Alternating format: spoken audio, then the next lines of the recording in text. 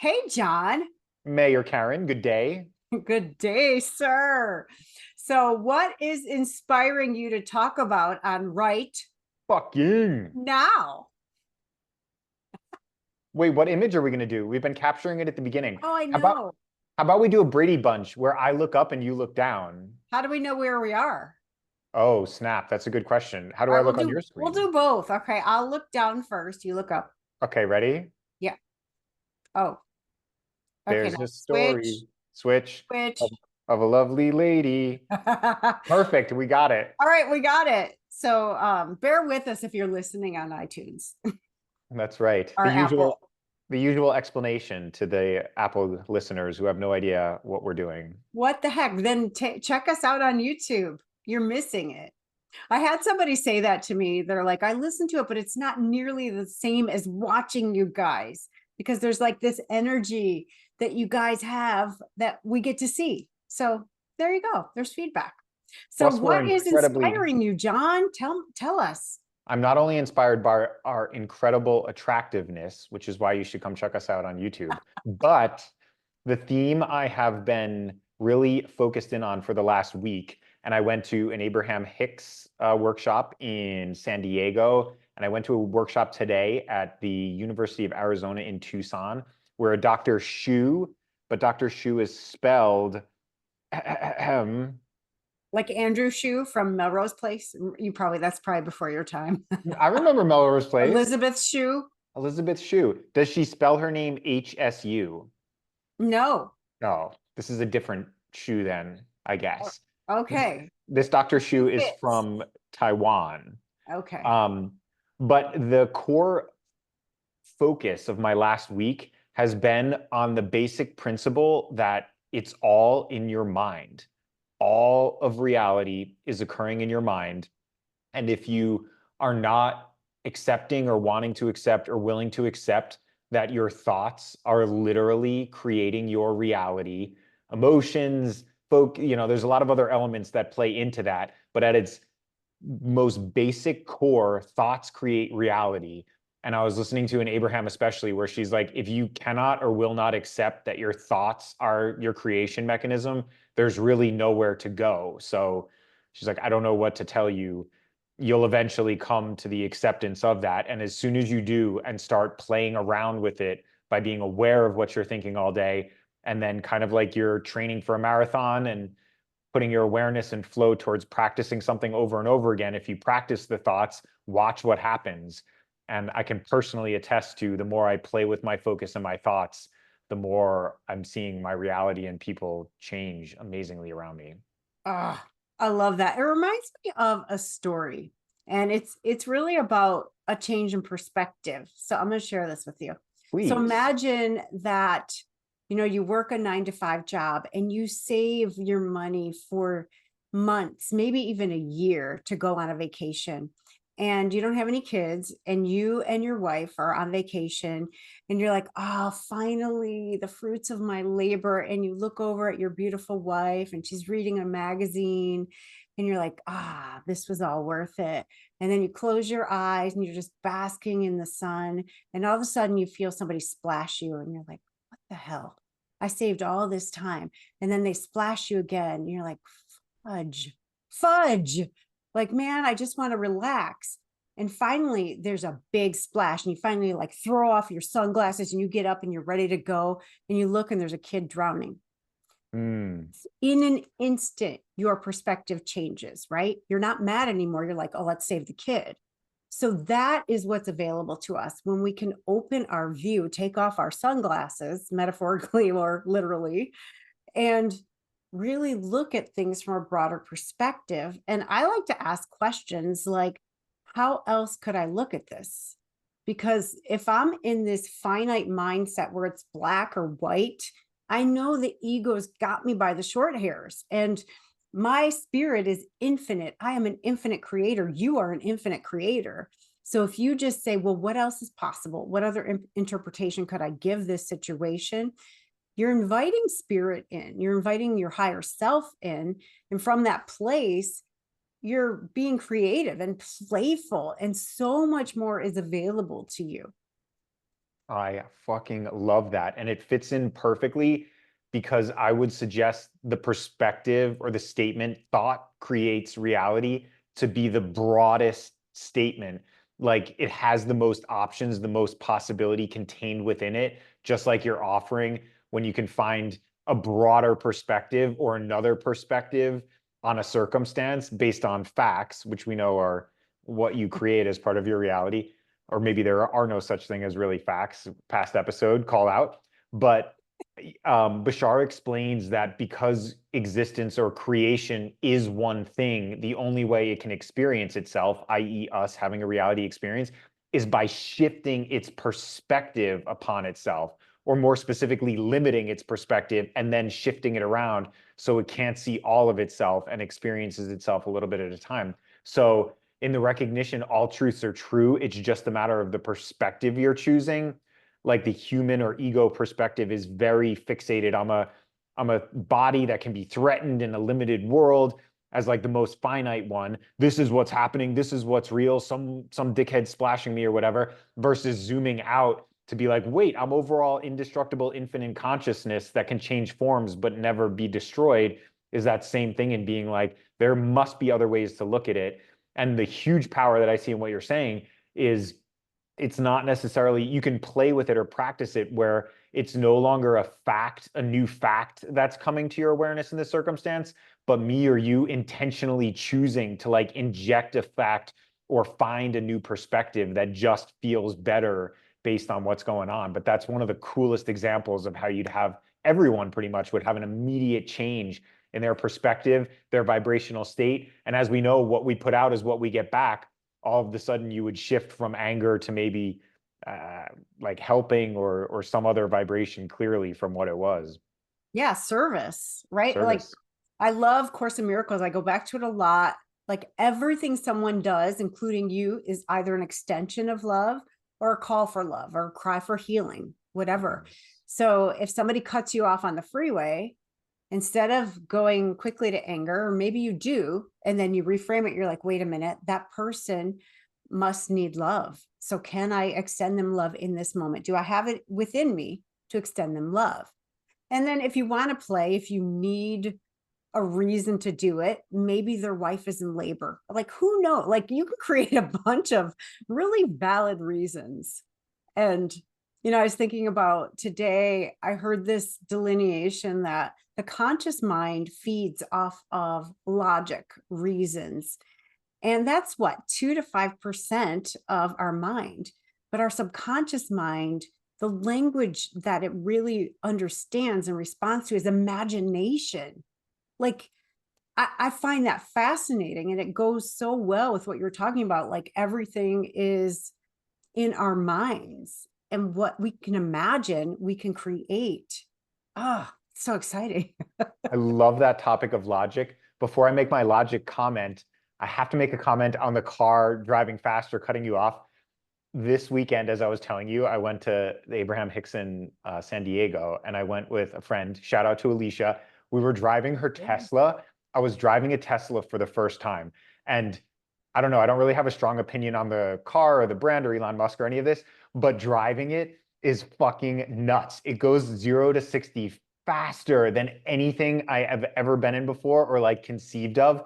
And if you consider fun being the ultimate justification, we weren't doing anything really dangerous, but there was definitely a little bit of zigging and zagging. And I was having the time of my life, just like exhilarated on highway entrance ramps and stuff, just punching it and getting up to 60 miles an hour in a second. So Ah, fun is always my best justification for why anyone's doing anything, because what you put out is what you get back. So yes, but I would I love to love it. comment on your logic too, because one of the most profound Bashar episodes I listened to, he was talking about logic and suggesting to recognize, because everything's basically mind, logic is what you decide it is. So Mm. we may have mentioned this before when people say, how do you space travel, Bashar, so quickly? And he goes, we don't travel like you think we do. We don't go from A to B by touching every inch between A and B in stars. We recognize location is frequency based. So we choose to be at this frequency, and then we simply choose to be at this frequency. So we disappear here and reappear here. And he was saying That's logical to a fourth density being because we understand more, we have a broader perspective on what existence is, versus from a third density perspective, you only base it on what you've seen before, like you were saying with your thinking mind, rather than imagination, which I could imagine being here and then being there. So huge power in changing and deciding what my logic's going to be and your logic's going to be, and using imagination as that powerful tool to decide what do you want your logic to be. Mm. Gosh, that's so cool. And you know what else is cool, John? When you said understand, you buffered and it went understand. And it was the coolest thing ever. Whoa, Like an intervention from another being. sweet. I'm excited to play this back. Understand. That'll be my catchphrase when I'm known around the world. I don't know that you could do it. I mean, maybe you could practice it. I love to like imagination. So also like what you're focusing on expanding. So John and everybody watching and listening, just for a moment, notice the moisture in your mouth and notice that as you pay attention to it, it increases without you thinking about it increasing. All you got to do was pay attention to it and it increases. And that's how it is with everything. So this is like a really cool, simple demonstration of how this works. And I've said this before on my show, but when you start expecting the world to be kind and generous, guess what you start to experience? Like a lot of it, like everywhere. Like, I don't know. I was in the store with my daughter yesterday and I just smiled at an employee and she's like, that blue dress looks so pretty on you. And I'm like, I mean, I had a dress and flip flops. I mean, I didn't look nice. Like I had a Zoom outfit on, but I was my energy, right? And it just like was inviting.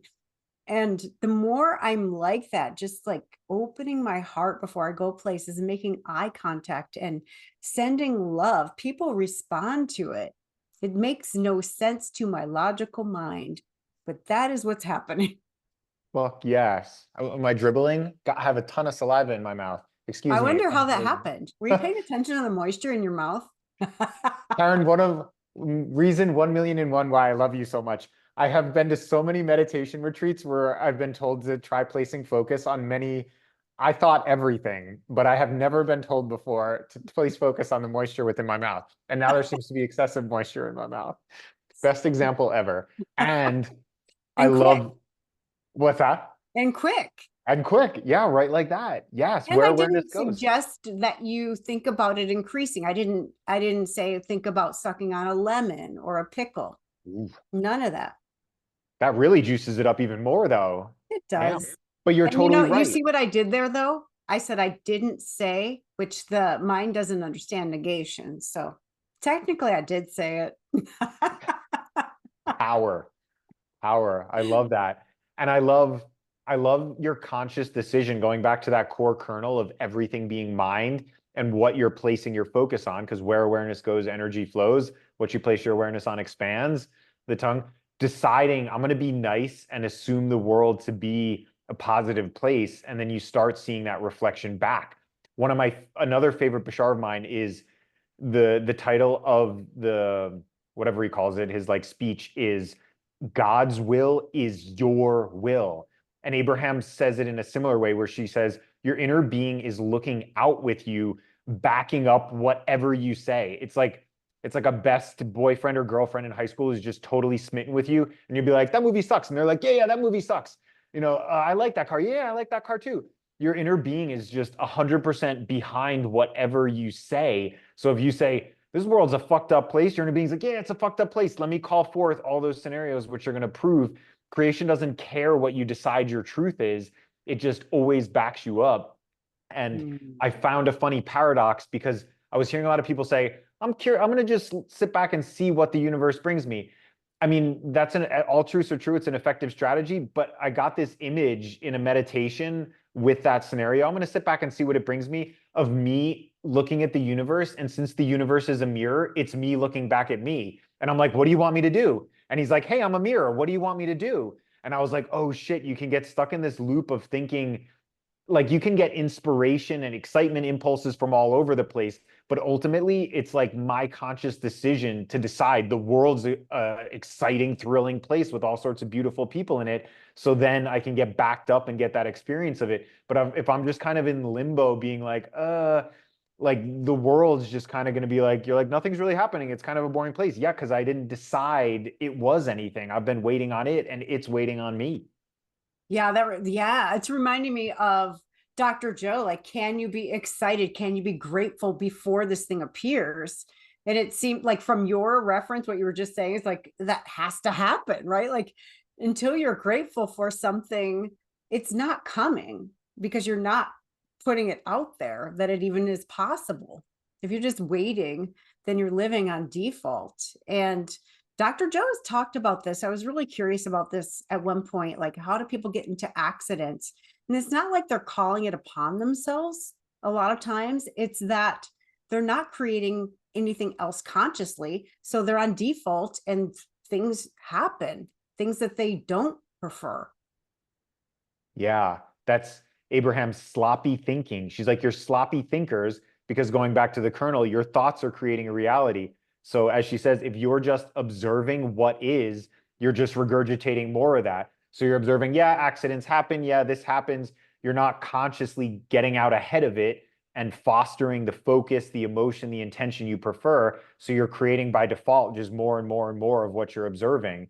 And I own my own creation. It's up to everyone to do it, but I do. So I would ultimately say I'm creating everything. But previously, I would define myself as an unconscious creator. I was just completely unaware that I was the only one creating my own reality. And I was talking with my parents today, and I was realizing I wouldn't change one fucking thing, 1 second of my life up till this point, because it brought me to this realization that I'm the creator of my own freaking reality. Ooh, I'm getting goosebumps right now. So like, how could I possibly regret anything? There's no other point I'd rather be at right now, and everything is what got me here. Ah, yes. And how many people get to that point? I think most of us get to that point at some time in our lives, at least hopefully. And I think I've shared this before, but at my first Dr. Joe retreat, I had that moment and it was like an NDE with my eyes open, like a near death experience where I mean, I was in a walking meditation. I was walking with my eyes open. It wasn't the part where you're standing up with your eyes closed, but I saw my entire life, every single choice, every single decision I'd ever made up until that point. The ones, well, I didn't see them all. I only saw the ones I had been judging, let's be honest. Mm. The ones I thought were bad or wrong or shameful or that I fucked it up. I saw all of those and they all made sense. And I'm like, okay. And it was like that hindsight is 2020, right? Like they all led me to this moment and I fell in love, an absolute love with this woman and this girl that had made all those choices that had led me to this place. Because what a story, right? Like look at what we've overcome in our lives, like who we've become despite it or because of it. And like a story of resilience. And when I work with clients, I'm like, holy shit, how are you this high functioning? Like you're incredibly resilient. Like what, that 7-year-old is a badass. Like did you ever realize that? Like it just blows me away. Happened to me today. I'm like, oh my gosh. I don't know, I'm blown away by people, their strength and their resilience, but what they're left with is the meaning that this young mind attached based on what society expected of them. And a lot of times we can't see that until somebody, you go back and reflect it to somebody else and they're like, holy shit, you were a badass. like I can't imagine at 7 doing that. Like, I don't know. I get blown away by people. Yeah, I love that. We're on the most epic journey ever where we're basically become the hero, our own hero, the hero of the world. And Bashar talks about the recognition that all like epic movies are based on this hero storyline because the hero storyline is almost built like into the human experience. That's what we're all here to do, to like realize what we are and who we are and reclaim the power and consciously create. And you can feed, or I can feed off of other people who are embodying the power of owning their own creation. We've played victimization out to every conceivable end. There's like almost no more victimization stories available. I mean, I guess there's always more, but the real like goosebumps, exhilaration, and thrill comes from observing someone else who's a badass and owning what they are and who they are. Yeah. And it's reminding me as you're talking about that, reflecting it back to me, you know, I often will say, like, you can't see anything outside of yourself. So when I saw this woman that at 7 years old was a badass, that is also me. And maybe it wasn't me at 7, but maybe it was. And I just can't see it myself. Yes. Right? Oh, no coincidence here at all. I was just talking to my parents about that. We were talking about kids, and Bashar offered the idea that because reality is a construct of your own consciousness playing out in your own mind, because everything's mind, kids symbolize the best of your consciousness. So every new generation is coming in automatically with your best level of consciousness. So we were discussing that idea. If you want real wisdom, generally look towards the youth or look for older people who are embodying youth. But it's that power of like newness, freshness, which we can all choose. But the kids are being born just with the Mm, best of ourselves. So I would say, fuck yes, it's a reflection of your own awesome consciousness. You did it to show yourself. yeah. I love that. And then I also called this client to me, right? Like, Mm-hmm. in order for me to learn it and in order for me to show it back to her, to mirror it back to her, like, this is beautiful. I love this dance of creation and how we all play roles for one another. So Yeah. freaking beautiful and uplifting. It's inspiration. It's co-creation at its finest. You see the possibility, the excitement, and like are excited to rise more to it. Because you can't Mm, get like poor enough to help a poor person get rich. You can't get sick enough to help a sick person get sick, sad enough to help a sad person get happy. That Abraham thing, the only way to uplift is to inspire. You got to be the change you wish to see first, and yeah. it'll draw other people up. And that's a cool story of, I have a feeling she was probably drawn up by you too. It tends to be, I find the more inspired I am by others, all of a sudden they start expressing how inspired they are by me. And then I go, oh, right, it's a mirror. Right. Yeah. Yeah. Because I don't think she saw it until I reflected it back. I'm like, oh Mm. my God. Like, my face is not one for poker. So I don't even, I'm like, do you even hear? Like, can you even imagine like this little girl, what she did? Like, that's mind blowing. And, you know, I'm sure it was pretty obvious that I meant it. I'm sure. Yeah. Beautiful. I'll throw out another slight zig, which was another Abraham concept that I really zeroed in on, where she was saying, think of your desires as fuel or as food, and you to continue your journey, you really want and need a steady supply of fuel or food. The desire is basically the imagined possibility of excitement of where you want to go. And then it's just a matter of recognizing I can be, do, or have anything I want. Desire is, as we were talking about on the past episode, the 99.9965% of reality that's invisible outside the visible light spectrum. It's calling you forth. And the only game then is tweaking your beliefs and playing with your beliefs, or simply taking so much focus off your beliefs and putting so much focus on the desire that it comes at the speed that is right for you. And I know that speed can be instant when one's in a state of true exhilaration and knowingness of self. So I have a whole new relationship and love for fucking desire because it's the fuel. I want more excitement. I want my engine to burn faster and hotter and brighter. I'm punching the gas pedal down as hard as I can go. Just like the Tesla, which doesn't even use fuel. I know. That's amazing. Yeah, I love that.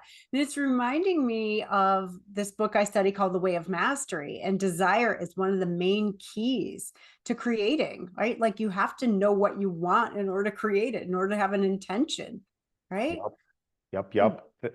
and so many people, especially spiritual people, were taught like, oh, desire is the root of suffering or whatever. And I think creating meanings to things that are not empowering is the root of suffering. 100%. I saw the paradox. Someone was doing a talk on having no desire is a desire. There's the paradox right there. If you have a desire to have no desire, you're still holding on to a desire. It's built into the structure of consciousness pretty much, just like you were saying, to give you direction to move. And then you realize a lot of times people who get so stuck in what is and the belief system and the focus that like nothing changes, life is boring, life sucks, you essentially just the desire starts getting so low or you sink it down so low, the life force, which is desire and joy, gets so low that you just hit the fail safe and pop back to non-physical to go on to whatever you want or retry. But like the idea of death seems to really be one of just like a lack of life. Like it seems it's one of those statements that's so simple yet so profound. Most people die because they just don't want to live anymore. Like literally, that's it. If you're fucking exhilarated every day for what your life is and where you're going and what's going on around you, and understanding this is part of an endless journey that we're all on through infinite forms and times and spaces, then you can stay here as long as you want, as Bashar says, until you get tired of the plane. I fucking love that idea. I love it. That's so fun too.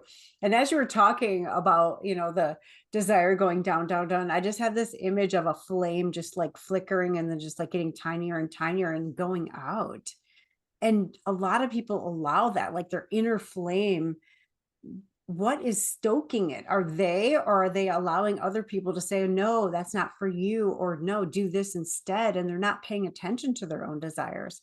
And I think about anything at all that's ever been invented, it stemmed from somebody's desire to invent it or to invent something, to experience something new, something cool.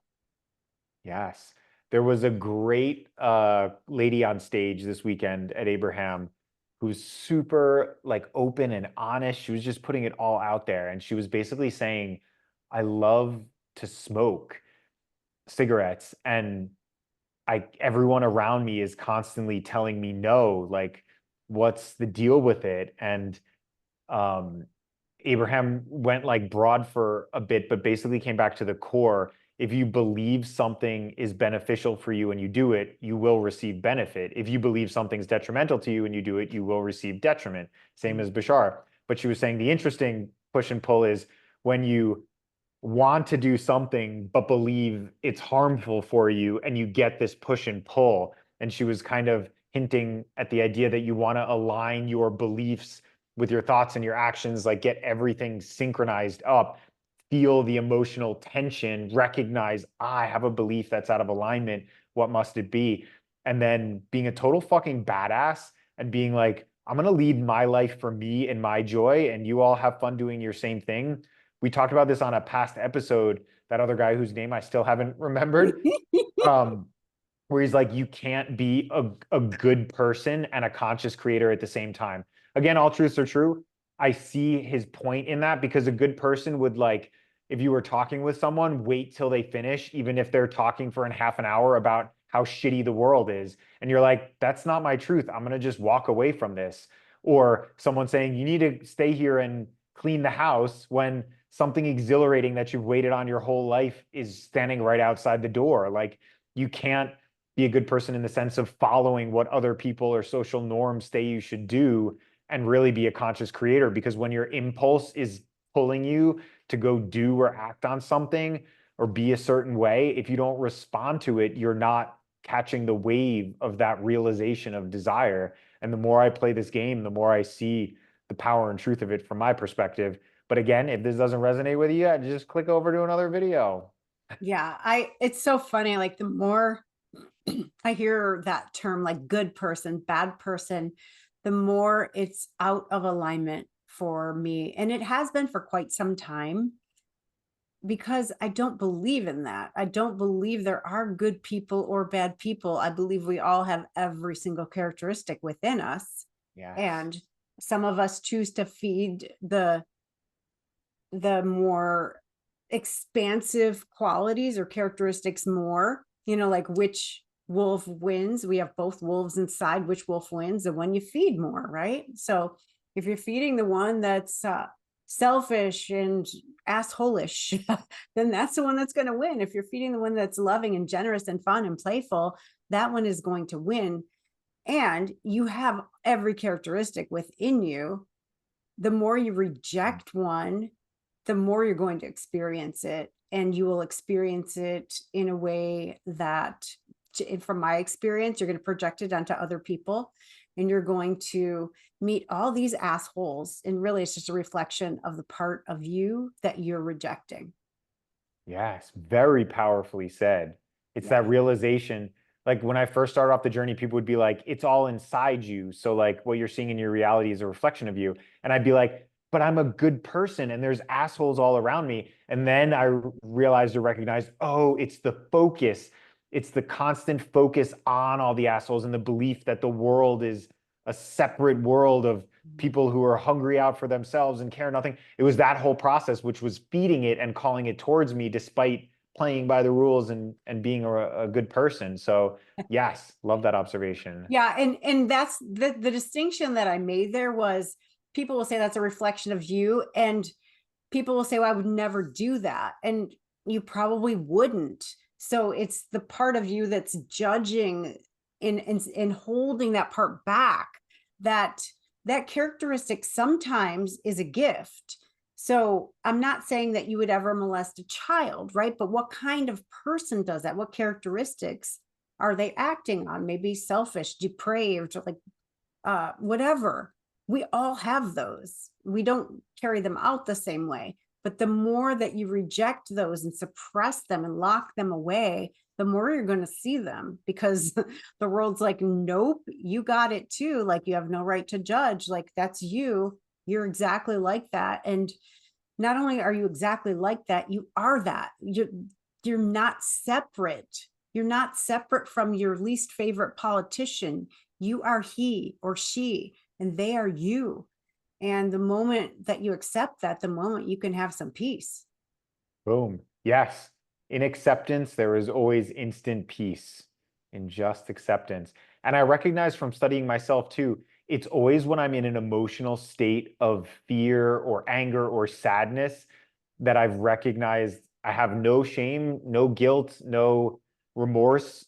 I was doing the best I can in every moment of my life. And I recognize everyone else was. But in just neutrally observing me and my past history, it was always in the lower half of the emotional spectrum that I was, anything I would do that I would not be proud of occurred. Every time I was in a state of joy and higher, generosity, kindness, like all the preferred characteristics just naturally come out. And that's how I recognize if the best thing for you to maintain your positive state is to walk away from someone who's speaking something way out of alignment with you. Like that may seem rude, but actually it's allowing you to maintain your state of joy, which is going to express itself as kindness, even though that act may not initially seem kindness. It's totally harmless.